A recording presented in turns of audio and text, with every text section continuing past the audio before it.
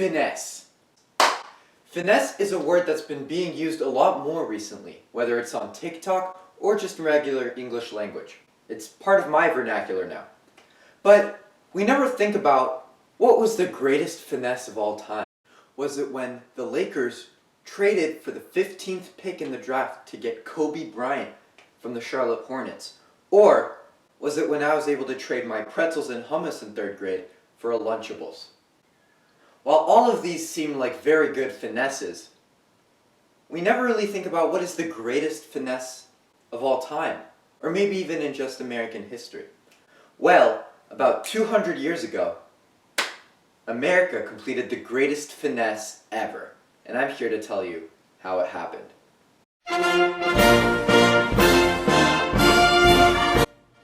A lot of people don't know about the greatest finesse in history, one that dates back to about 200 years ago.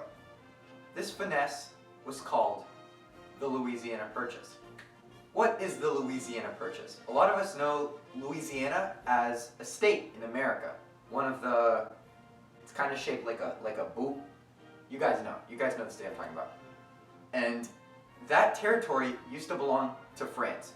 The Louisiana Territory spread from the top to the bottom of America, centrally, and spanned across parts of 15 states. It'd been French-owned land since 1682. When the French lost the French and Indian War in 1762, they gave the land to the Spanish. The reason they didn't give the land to the British is because they were afraid by giving it to the British, they'd allow Britain to have the whole New World and they would lose all parts of it. In 1800, a man of small stature bought back the Louisiana Territory from the Spanish. He paid the Spanish and also gave them a part of Italy that they owned that now contains modern-day Florence. The Spanish gave the Louisiana Territory back to Napoleon, and Napoleon's plan was to start an empire in the New World. He planned to try and take over the whole New World and also have most of Europe, as he was planning to wage war there. He wanted to basically dominate the entire world. Now, this plan didn't go as well as you'd think. As soon as Napoleon bought back this land, revolts started happening. And one, in Saint Dominique, got out of hand and several people died. Napoleon realized that he wasn't capable of fighting a war on two fronts, and he became more and more worried that the British were going to invade from the top of Canada and march down into the Louisiana Territory and take it over that way. And he became increasingly concerned because he was about to wage war against Britain in Europe. So Napoleon devised a plan to sell the Louisiana Territory to America. Now, on the other scope of things, we have Thomas Jefferson. Thomas Jefferson was the 2nd president of the United States. He wanted to purchase the Louisiana Territory for several reasons. One, the Louisiana Territory contained New Orleans. New Orleans, home of the Saints and Mardi Gras, back then was a very, very successful port city. It connected to the ocean and it opened up lots of trade routes.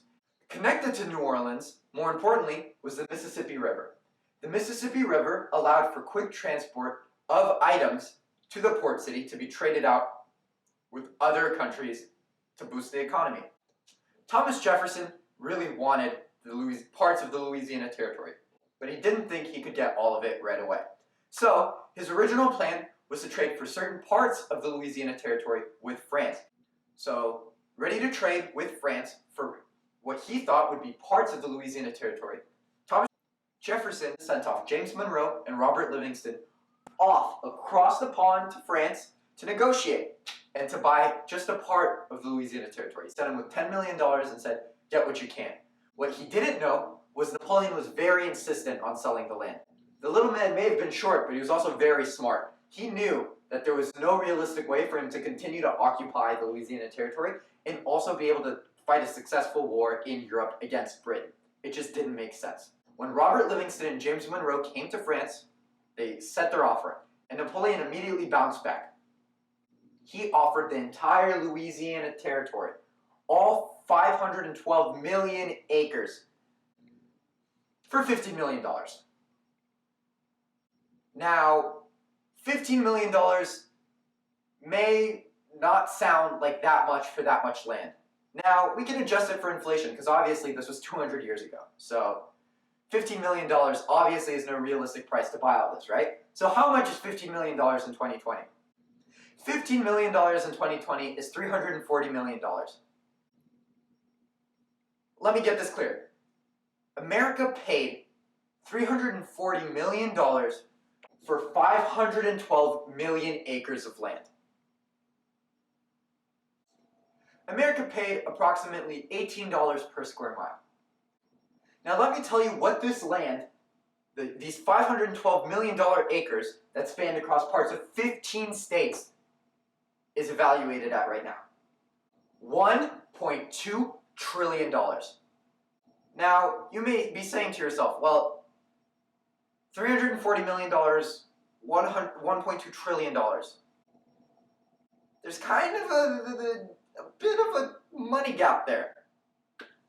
So, in case you can't, you probably do think $340 million is a lot of money, right?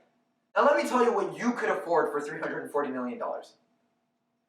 For $340 million, you'd be able to sign Philadelphia Phillies baseball star Bryce Harper. You would not be able to afford Patrick Mahomes. For $340 million, you would not be able to finance the making of Avengers Endgame. You would not be able to produce it by yourself with $340 million. For $340 million, you could buy 17 out of the 30 NHL teams, but you could not buy a single NBA, NFL, or MLB team.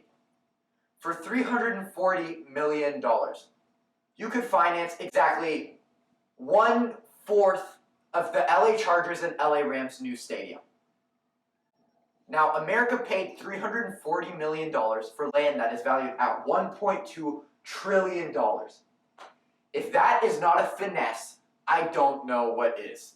When Napoleon offered $15 million for all of the Louisiana Territory, James Monroe and Robert Livingston were obviously a bit caught off guard, but they knew that this was a steal, so they couldn't leave without accepting the offer. So they paid a $3 million down payment.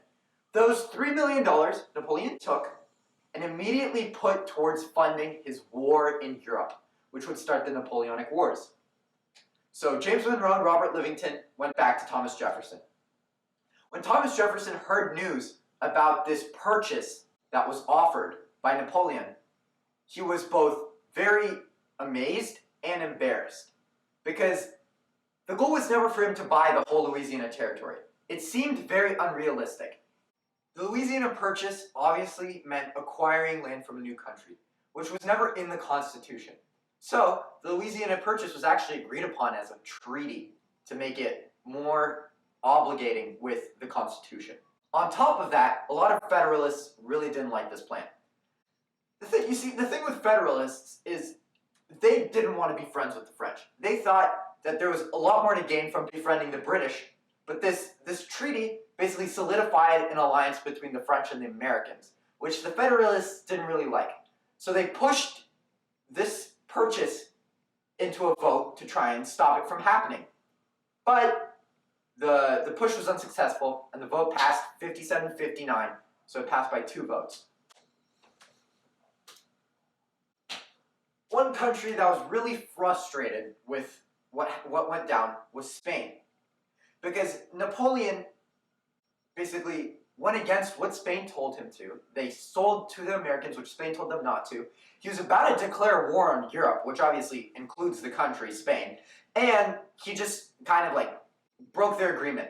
But I mean, Spain, you made the trade. Go enjoy your pizza in Italy. Besides that, there was no real turmoil. The agreement was signed on April 3rd and announced to the Americans on July 4th.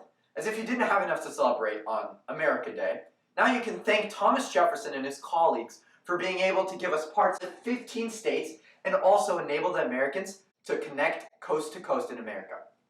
If the Americans never were able to purchase the Louisiana Territory, who knows what would have happened. Westward expansion probably wouldn't be realistic with a massive territory that didn't belong to you in the middle of America. Some of the aftermath of the Louisiana Purchase is that the Americans inherited 60,000 new citizens. They also claimed part of 15 states, which include Arkansas, Iowa, Missouri, Kansas, Oklahoma, Nebraska, Louisiana, Minnesota, New Mexico, Texas, South Dakota, Wyoming, Montana, Colorado, and a few parts of Canada that were eventually obviously returned to Canada. established itself as an independent country from Britain. So, that is the story of the greatest finesse in American history.